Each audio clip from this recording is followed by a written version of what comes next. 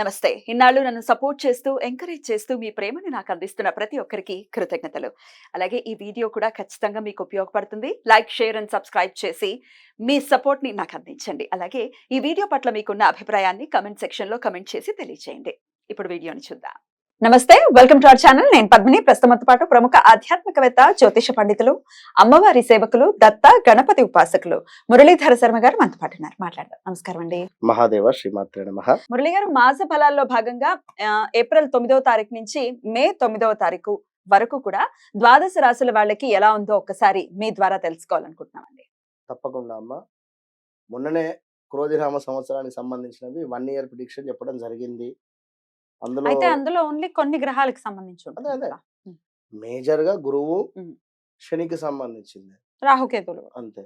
ఇప్పుడు కుజుడు గాని శుక్రుడు గాని బుధుడు గాని మారేటువంటి సందర్భాలలో సూర్యుడు కూడా.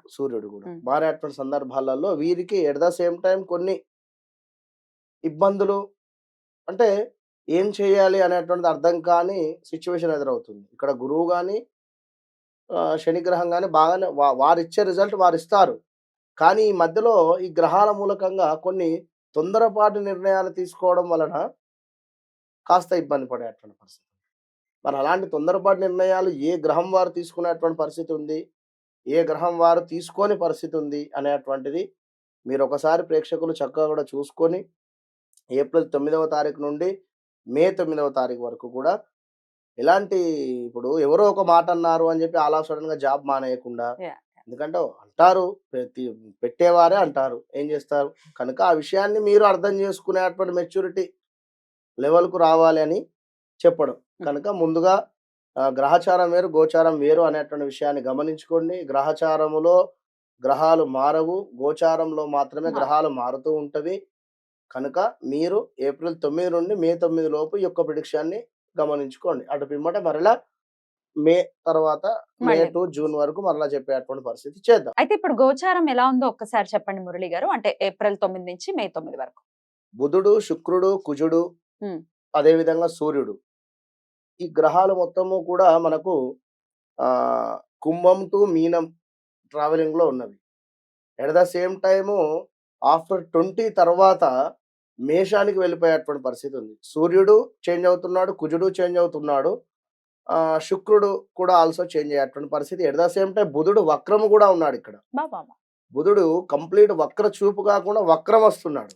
దాని వలన చాలా ఎఫెక్ట్ ఉంటుంది. వక్రగతే మురళి గారు, కన్యా రాశి వారికి ఏప్రిల్ 9 నుంచి మే 9వ తారీఖు వరకు మరి ఎలా ఉండబోతోందండి?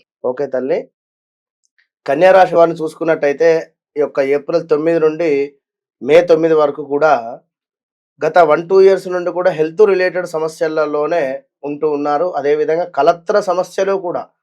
కలత్ర సమస్యలు అంటే భార్యాభర్తకు సంబంధించి గొడవలు కానీ, లేదా తరచూ ఎవరికైనా ఒకరికి హెల్త్ ప్రాబ్లమ్స్ రావడం కానీ, లేదా ఎక్కడో మనీ ఇన్వెస్ట్ చేసి ఉన్నారో ఆల్ ఆఫ్ సడన్ గా మనీ లాస్ అవ్వడం కానీ, ఇవన్నీ కూడా జరిగినటువంటి సందర్భాలు గోచరిస్తూ ఉన్నవి.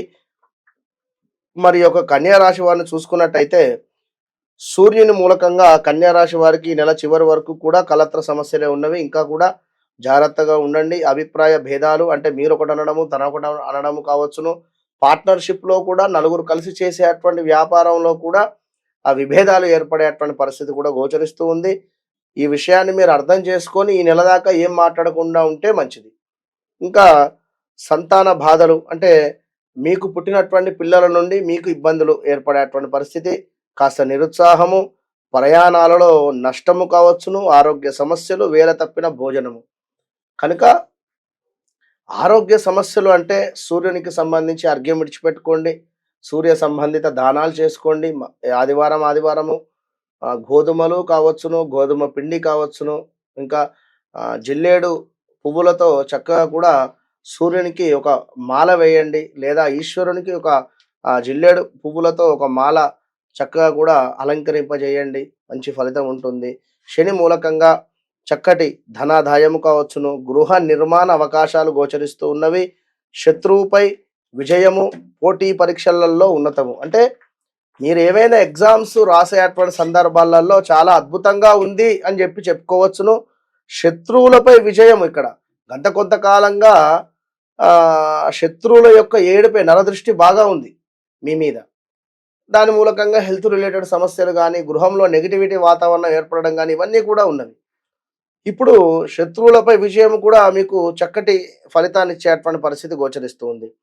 గృహ నిర్మాణ అవకాశాలు అంటే ఒక ఇల్లు కట్టుకోవడానికి తగిన ఏర్పాట్లన్నీ కూడా ఇప్పుడు మీకు సమకూరేటువంటి పరిస్థితి. గత కొంతకాలంగా కూడా ఎవరినైనా డబ్బులు అడిగినా ఇవ్వలేని పరిస్థితి, బ్యాంకు లోన్ రాలేని పరిస్థితి, లేదా మీకు ఇచ్చేటువంటి డబ్బులు కూడా మీకు ఇవ్వలేని పరిస్థితిలో ఉన్నారు. కనుక ఇప్పుడు అన్నీ కూడా సమకూరేటువంటి పరిస్థితి. మరి ఇక్కడ గురువు మూలకంగా అనూహ్య అవరోధాలు గోచరిస్తూ ఉన్నవి. దొంగల భయము అంటే ఏదో వస్తువు దొంగతనానికి గురవడం కావచ్చును, లేదా మీ ఇంటి పక్కన ఇంటిలో దొంగలు పడడం కావచ్చును. దాని మూలకంగా మీకు ఒక భయాందోళనమైనటువంటి వాతావరణం ఏర్పడేటువంటి పరిస్థితి కానీ, గృహ సమస్యలు, స్థిరాస్తుల లాభాలు అంటే ఎప్పుడో కొనుక్కున్నటువంటి ఆస్తుల నుండి ల్యాండ్ కావచ్చును, మరొకటి ఏదైనా ఉండి కూడా దాని నుండి దాన్ని పర్చేస్ చేసిన తర్వాత చక్కటి లాభాలు రావడం కానీ, లాటరీల్లో, పందాలలో లాభాలు. ఇప్పుడు పందాలు అంటే ఆన్లైన్ గేమ్స్ కావచ్చును, అదేవిధంగా ఏవో ఉన్నవి చాలా ఇంకా. అందులో చక్కటి లాభాలు వచ్చేటువంటి పరిస్థితి గోచరిస్తుంది ఈ యొక్క కన్యా రాశి వారికి. చక్కటి ఉద్యోగం లేని వారికి మంచి ఉద్యోగం దొరికేటువంటి పరిస్థితి. నెల చివరి వరకు ఉద్యోగంలో మార్పులు కూడా గోచరిస్తూ ఉన్నవి. ఇక కుజుని మూలకంగా కంటి సమస్యలు, ఉదర సమస్యలు గోచరిస్తూ ఉన్నవి. కుటుంబంలోనే ఒకరికొకరికి కాస్త మాట పట్టింపులు వచ్చి గొడవలు ఏర్పడేటువంటి పరిస్థితి, బంధువులతో వైరం ఏర్పడేటువంటి పరిస్థితి, రుణ బాధలు అధికమయ్యేటువంటి పరిస్థితి, శ్వాసకోశ ఇబ్బందులు కావచ్చును, అగౌరవం కావచ్చును, భార్యాభర్తలలో వైరము ఇందాక చెప్పుకున్నాం. పార్ట్నర్షిప్లో ఉండేటువంటి బిజినెస్ విడిపోయేటువంటి పరిస్థితి, కాస్త బైక్ రిలేటెడ్ కానీ, కారు రిలేటెడ్ కానీ, లేదా ఇంకేదైనా రిలేటెడ్ కానీ ప్రమాదాలు అంటే ఏదో వంట చేస్తున్నటువంటి సందర్భంలో వేడిగా ఉండేటువంటి నూనె చిల్లడం కానీ, ఇలాంటివి ఏదైనా జరిగేటువంటి ప్రమాదాలు పొంచి ఉన్నవి. కన్యా రాశి వారికి జాగ్రత్తగా ఉండండి. అనారోగ్య సమస్యలు కానీ, జన్మకేతువు వల్ల కేవలం నడుస్తూ ఉండేటువంటి సందర్భంలోనే కాలికి ఏదైనా దెబ్బ తాకడం కానీ, ఇలాంటివి జరిగేటువంటి ఛాన్సెస్ ఉంటవి.